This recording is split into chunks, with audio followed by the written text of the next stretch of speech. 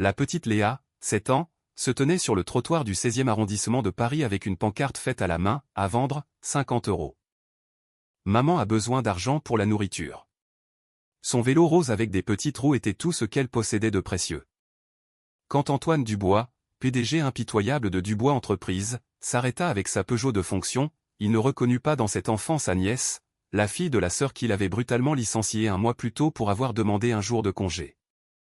Mais quand Léa leva les yeux et murmura « Tonton Antoine », le monde du puissant homme d'affaires s'écroula en 1000 morceaux, car parfois le prix du succès sans cœur est de perdre la seule famille qu'on a vraiment.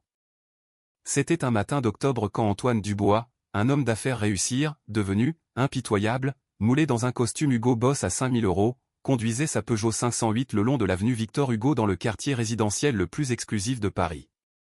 Il se rendait à la Défense pour conclure une acquisition qui lui rapporterait des millions en licenciant la moitié du personnel de l'entreprise rachetée. C'est alors qu'il la vit.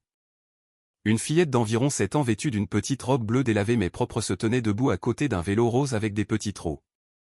Elle tenait une pancarte en carton écrite avec des feutres de couleur, à vendre, 50 €. Maman a besoin d'argent pour la nourriture. Antoine ralentit instinctivement, non par compassion, celle-ci avait été éliminée de son vocabulaire émotionnel des années auparavant mais par irritation. Que faisait une enfant pauvre dans ce quartier? La sécurité du quartier devait être alertée. Il s'apprêtait à appeler le commissariat quand quelque chose dans la posture de l'enfant l'arrêta. La petite n'avait pas l'air d'une mendiante. Elle se tenait droite avec une dignité qui contrastait avec sa pauvreté évidente. Ses cheveux blonds étaient rassemblés en 2 tresses soignées. Ses chaussures bien cirées étaient propres, mais c'étaient ses yeux qui captèrent involontairement l'attention d'Antoine, grand, bleu, rempli d'une détermination qui n'appartenait pas à une enfant si jeune. Il gara la Peugeot et s'approcha plus par curiosité que par autre chose.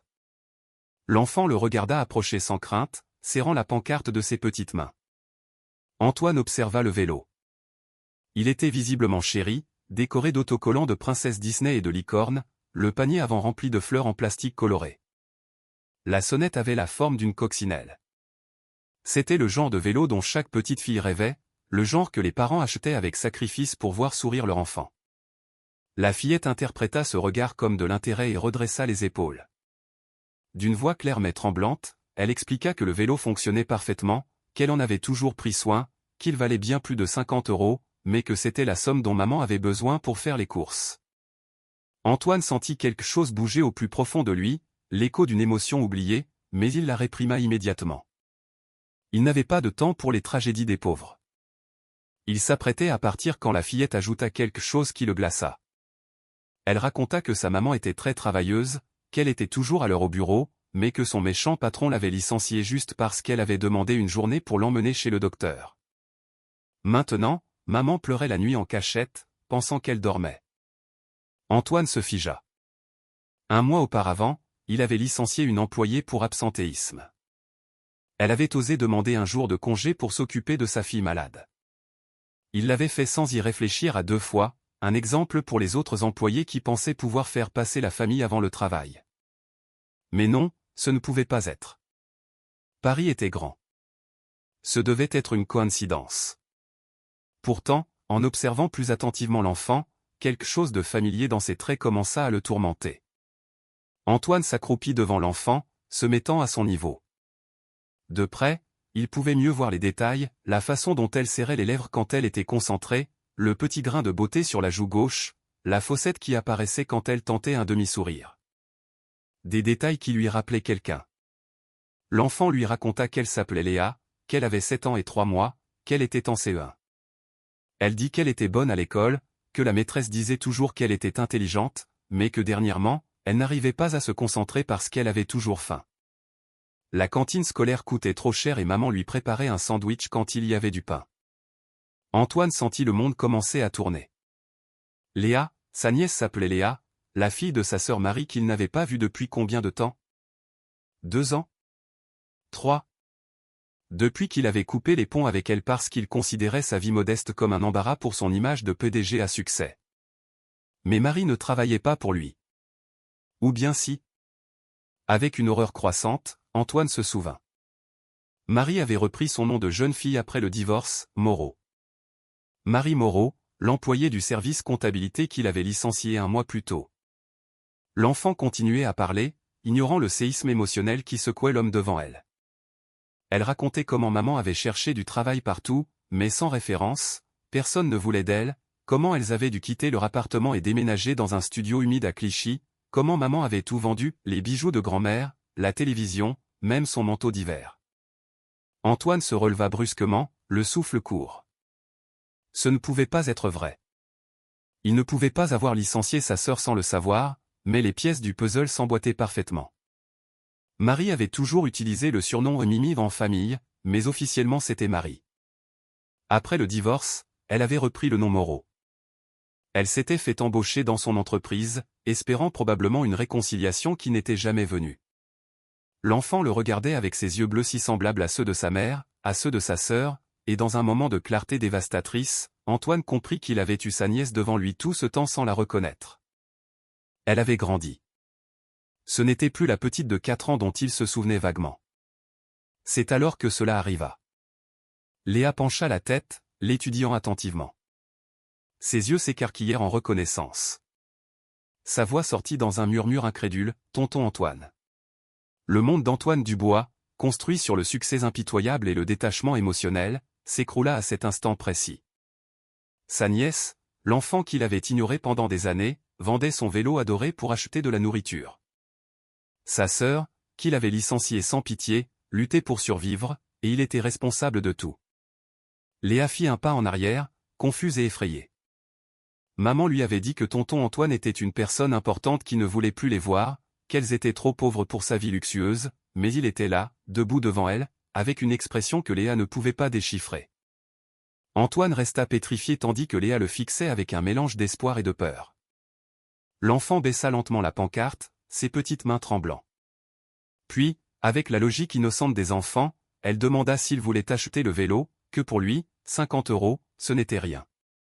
Ces mots furent comme des coups de poing dans l'estomac. Sa nièce ne lui demandait pas d'aide, ne l'accusait pas, ne mendiait pas. Elle lui proposait simplement une transaction avec la dignité qu'elle avait héritée de sa mère.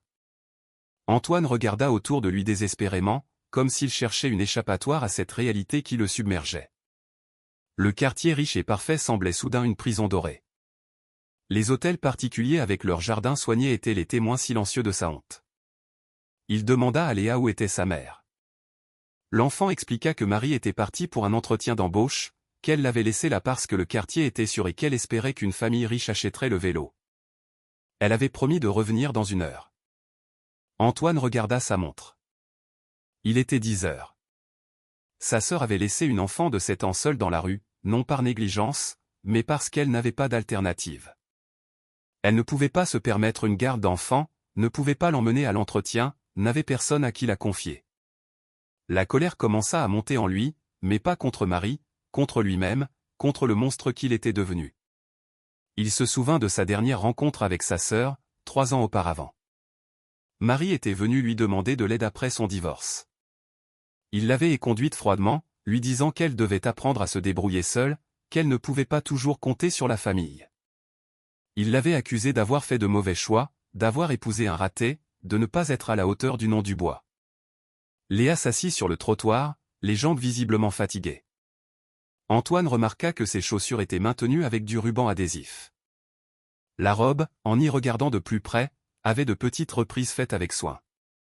Tout chez cet enfant criait la pauvreté digne, le genre de pauvreté de ceux qui luttent chaque jour pour maintenir un semblant de normalité. Sans réfléchir, Antoine s'assit à côté d'elle sur le trottoir, sans se soucier de son costume à 5000 €. Léa le regarda, surprise. Probablement aucun adulte bien habillé ne s'était jamais assis par terre avec elle. L'enfant commença à parler comme le font les enfants quand ils se sentent écoutés. Elle raconta comment maman essayait de la protéger, de lui faire croire que tout allait bien, mais elle savait. Elle entendait maman pleurer la nuit, la voyait compter les centimes, diviser les portions de nourriture pour qu'elle ait toujours la plus grosse part. Elle raconta le jour du licenciement. Maman était rentrée à la maison dévastée. Elle avait dit que son patron était un homme sans cœur qui ne comprenait pas ce que c'était d'être mère célibataire. Léa ne savait pas que ce patron sans cœur était son oncle. Antoine sentit quelque chose se briser en lui. Un mur qu'il avait construit année après année, brique par brique, fait d'ambition, de cupidité et d'indifférence. Les larmes qu'il n'avait pas versées depuis qu'il était enfant commencèrent à couler silencieusement sur son visage. Léa regarda, stupéfaite, les larmes sur le visage de son oncle. Dans son innocence, elle tendit sa petite main et en essuya une. Ce geste simple, cette compassion pure de la part d'une enfant qui avait toutes les raisons de le haïr, acheva la démolition de l'homme qu'Antoine avait été. Il se leva brusquement et prit son téléphone. D'une voix brisée, il appela son assistante, lui ordonnant d'annuler tous ses rendez-vous de la journée. Puis il appela la directrice des ressources humaines, exigeant le dossier complet de Marie Moreau et sa réintégration immédiate avec promotion et arriéré de salaire. Léa le regardait avec des yeux écarquillés. Elle ne comprenait pas ce qui se passait, mais sentait que quelque chose d'important changeait. C'est à ce moment qu'une silhouette familière apparut au bout de l'avenue. Marie marchait vite, visiblement inquiète d'avoir laissé Léa seule trop longtemps. Elle portait un tailleur usé mais digne, celui qui était probablement sa seule tenue pour les entretiens. Ses cheveux blonds, autrefois toujours parfaitement coiffés, étaient rassemblés en une simple queue de cheval. Elle avait maigri, le visage marqué par l'inquiétude et la fatigue. Quand elle vit Antoine à côté de sa fille, Marie s'arrêta net. La couleur quitta son visage. Pendant un moment, elle sembla vouloir fuir, mais l'instinct maternel l'emporta. Elle courut vers Léa, se plaçant protectivement devant elle.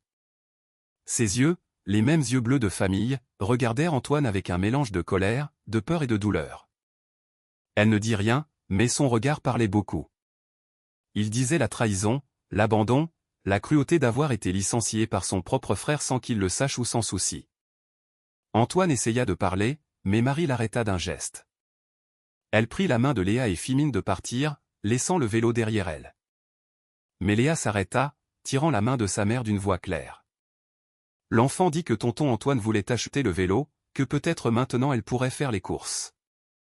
Marie regarda sa fille, puis son frère, et quelque chose se brisa aussi en elle. Elle tomba à genoux, serrant Léa dans ses bras, cachant son visage dans ses cheveux pour cacher ses larmes. Antoine s'agenouilla à côté d'elle. Pour la première fois depuis des années, il parla avec son cœur au lieu d'utiliser la calculatrice qu'il avait à la place de l'âme. Il demanda pardon, pas les excuses formelles du PDG, mais les mots brisés d'un frère qui avait trahi tout ce que la famille signifiait. Il confessa ne pas avoir su que Marie travaillait pour lui, mais admit que ce n'était pas une excuse. Il ne l'avait pas su parce qu'il ne s'en souciait pas. Il avait licencié Marie Moreau comme il aurait licencié n'importe qui d'autre sans une pensée, sans considérer qu'il y avait une personne, une histoire, une famille derrière ce nom. Marie le regarda à travers ses larmes. La colère était toujours là, mais mélangée à quelque chose de plus profond, la tristesse pour le frère qu'elle avait perdu, pour l'homme froid qui avait remplacé le garçon qui la protégeait autrefois des brutes à l'école. Antoine se releva et fit quelque chose qu'il n'avait pas fait depuis des années, il serra sa sœur dans ses bras. Marie resta raide un moment, puis s'effondra contre lui, des années de fierté et de douleur se dissolvant dans ce geste.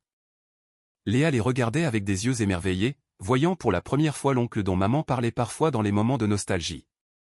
Sans un mot, Antoine appela son chauffeur, lui ordonnant d'amener la voiture la plus spacieuse. Puis il se tourna vers Marie et Léa, disant qu'elle venait avec lui. Marie protesta faiblement, l'orgueil luttant contre le besoin, mais Antoine utilisa pour une fois son autorité pour quelque chose de bien. Il n'accepterait pas de refus. Il les emmena d'abord dans une brasserie du quartier latin où Léa mangea comme elle ne l'avait pas fait depuis des semaines. Regarder sa nièce dévorer un simple plat de pâtes fut pour Antoine plus douloureux que n'importe quel échec commercial. Chaque bouchée était une accusation silencieuse de son indifférence. Pendant que Léa jouait dans le petit coin enfant du restaurant, Antoine et Marie parlèrent enfin. Elle raconta les dernières années, le divorce d'un mari violent, la lutte pour protéger Léa, la décision de revenir à Paris en espérant un nouveau départ. Elle avait postulé dans son entreprise sous son nom de jeune fille, espérant peut-être inconsciemment une réconciliation qui n'était jamais venue. Elle raconta le jour du licenciement, comment elle avait espéré jusqu'au dernier moment qu'Antoine apparaisse, reconnaisse le nom, arrête tout, mais il ne s'était même pas présenté à la réunion où les licenciements étaient annoncés. C'était la DRH qui avait remis la lettre, froide et impersonnelle, comme dans toute entreprise. Antoine écouta en silence chaque mot inscrit dans le cercueil de son ancienne vie. Il comprit qu'en construisant son empire, il avait perdu son humanité. Il était devenu exactement le type de personne que son père, mort quand ils étaient enfants, aurait méprisé. Il se souvint de son père, un homme simple qui avait travaillé honnêtement toute sa vie, qui répétait toujours que la famille passait avant tout. Comment avait-il pu trahir si complètement ses valeurs? Après le déjeuner, Antoine les emmena dans un nouvel appartement dans le 11e arrondissement, un des biens immobiliers de son entreprise. Marie protesta qu'elle ne pouvait pas accepter, mais Antoine fut catégorique. Ce n'était pas de la charité, dit-il. C'était une restitution. Il lui rendait la dignité qu'il lui avait ôtée. Pendant que Léa courait, excitée, dans les pièces de l'appartement bien plus grand et lumineux que le studio humide où elle vivait, Antoine prit une décision qui allait tout changer.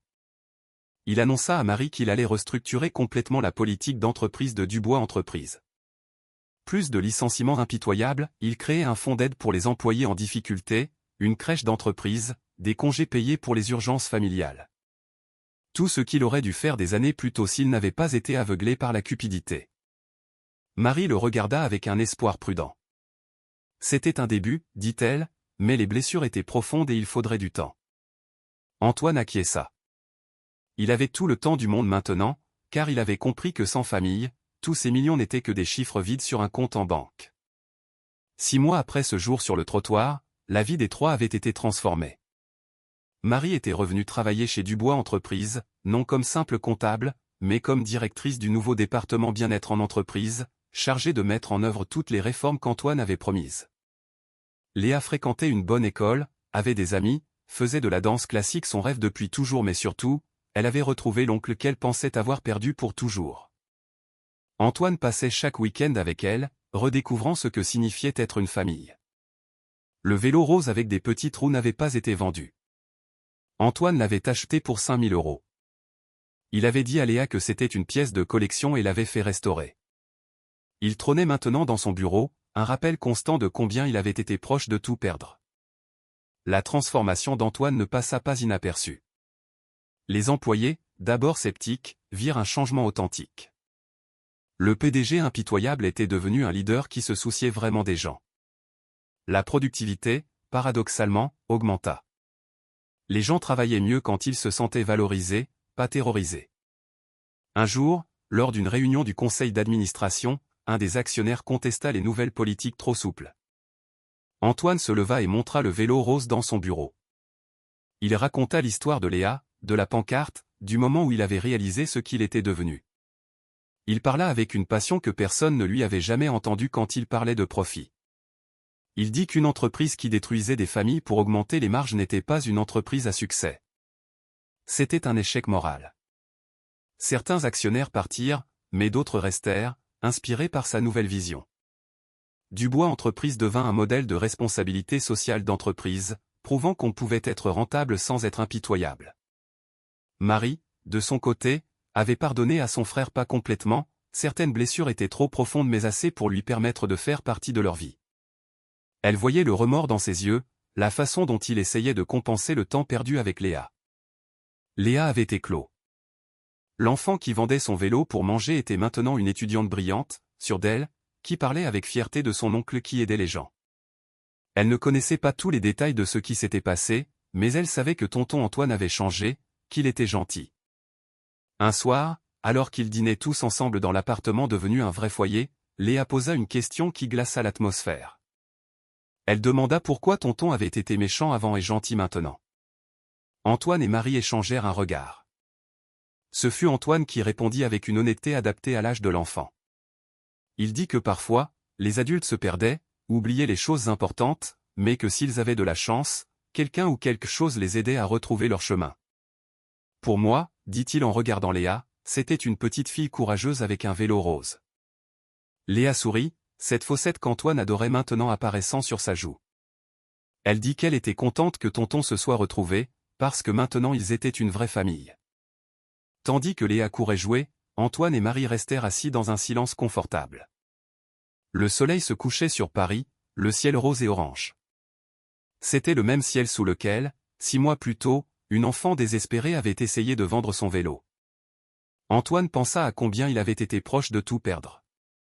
S'il ne s'était pas arrêté ce jour-là, s'il n'avait pas reconnu Léa, il serait resté le PDG à succès, mais vide, qu'il avait été pendant des années. Il aurait continué à licencier des gens sans visage, à détruire des familles, sans le savoir ou sans s'en soucier. Marie posa une main sur son épaule. Pas besoin de mots. Tous deux savaient que le chemin était encore long, qu'il y avait encore des blessures à guérir, de la confiance à reconstruire, mais ils étaient sur la bonne voie.